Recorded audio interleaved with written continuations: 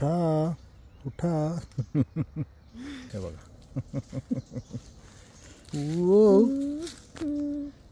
उडवायचं त्याला. ओके मंडळी नमस्कार. सकाळी सकाळी आपली सगळी फॅमिली इकडे काय करते ते आपण बघूया. आभा, रमा, राधा, आई, बाबा सगळे इकडे आहेत. नमस्कार नमस्कार नमस्कार. काय काय बघू बघू बघू हे बघा मंडळी. वाव हे बघा. फोटो काढायचे. अरे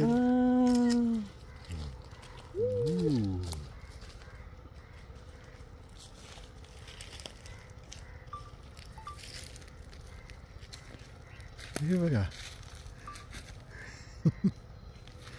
हे जे आहेत मंडळी हे सगळे झोपलेली आपली फुलपाखरं आहेत. येस. आणि हे आपलं फुलपाखरू त्याला बघताय. ते ही फुलपाखरं तुम्ही सगळ्यांनी बऱ्याच ठिकाणी पाहिले जण वाटेल की हे एवढ्या जवळ कशी काय ते अजून उठले नाही. तर ही फुलपाखरं आता त्यांच्या निद्रावस्थेत आहेत किंवा रेस्टिंग पिरियड म्हणून त्यांना अजिबात फरक पडत नाही. आम्ही त्यांच्या शेजारी आहोत. पण तुम्हाला दाखवायचं आहे हा जो इकडे एक काळा पॅच जो तुम्हाला दिसत असेल हा काळा पॅच फेरोमोनचा आहे. हे मेल फुलपाखरू आहे. आणि इथे वरती मी तुम्हाला दाखवतो हे जे आहे फिमेल फुलपाखरू आहे. ह्याच्यावरती तो पॅच नाही आहे. हे फिमेल फुलपाखरू आहे. आणि हा जो पाऊच असतो ह्या पाऊचमध्ये हे एकच त्यांचा मोठा डिफरन्स आहे. ह्या पाळल्या पाऊचमध्ये त्यांचं फेरोमोन्स ठेवलं त्याच्याने तो फिमेलला अट्रॅक्ट करतो. आणि हे बघा आपण पकडून त्याला सोडून द्या. आता सोडून दे. उठा उठा. हे सगळे झोपलेले. त्याला असं सहज हातावरती घेऊन आपण इथे ठेवू शकतो. बघा उठलं ते पण. Very good. ते भरपूर आहेत बघा. तुम्ही इथे आत्ता आलात सगुणा बागेमध्ये तर ही सगळी जागा फुलपाखरांनी व्यापलेली आहे. सगळी इथे हजारो लाखोच्या संख्येने हे बघा कसे उडून चालत. ते बघा त्यांना आपण उडू. आता ॲक्च्युली वेळ झाली आहे त्यांची उडायची. सो त्यांनी जायला काही प्रॉब्लेम नाही. हे बघा. Yes yes.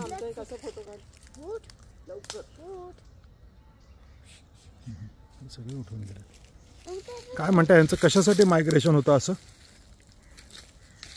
तुम्हाला माहिती आहे? हां नाही माहिती. तुला माहिती आहे का आई? आई बायोलॉजीची टीचर आहे.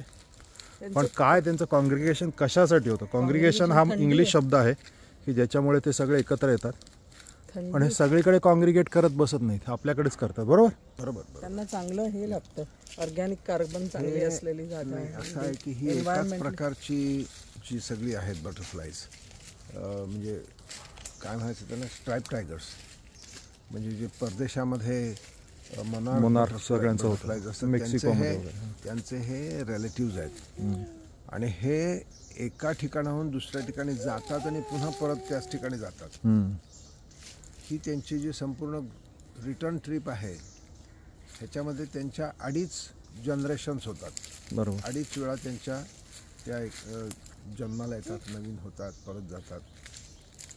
तर ही त्यांची हा एक त्यांचा ठेका आहे. पण ते का करतात हे सगळं फार अजूनही विशेष आहे. येस. त्यापेक्षा जास्त अजून काही कळलेलं नाही. अभ्यास करायला पाहिजे. आणि त्यांची एक कोणची तरी जनरेशन ही सुपर जनरेशन असते. म्हणजे परत येताना जाताना ते 2-3 वेळा त्यांचं पूर्ण मरतात आणि हे होतात. पण ते परत येत असतात तेव्हा त्यांची सुपर जनरेशन झालेली असते. तर हे सुपर जनरेशनचे आहेत का फर्स्ट जनरेशनचे आहेत काय कल्पना नाही. सो मंडळी आत्तापर्यंत आता जर का तुम्ही कधी आलात तर तुम्हाला हे सगळे बघायला मिळतील. हे बघ हे बघा.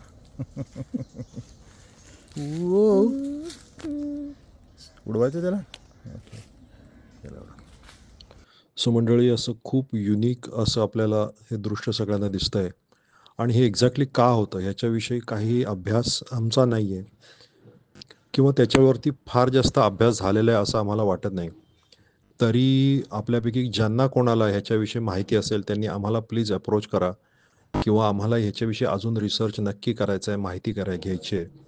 तुमच्याकडे कोणी असे स्टुडंट्स असतील, तुमच्याकडे कोणी असे सायंटिस्ट असतील किंवा तुमच्यापैकी अशा कोणी सोसायटीज असतील ज्या बटरफ्लाय किंवा ह्याच्याशी रिलेटेड रिसर्च करतात, तर डेफिनेटली आम्हाला संपर्क साधा. आम्हाला याच्यामध्ये खूप इंटरेस्ट आहे. प्लीज ह्या व्हिडिओला जास्तीत जास्त शेअर करा, कारण की हा जो एक अजुबा आहे हा आपल्याला जास्तीत जास्त लोकांपर्यंत पोहोचवणं अत्यंत गरजेचं आहे. आणि हे तुम्ही आता सगुणा बागेमध्ये येऊन बघू शकता पुढचे काही दिवस किंवा काही आठवडे. धन्यवाद.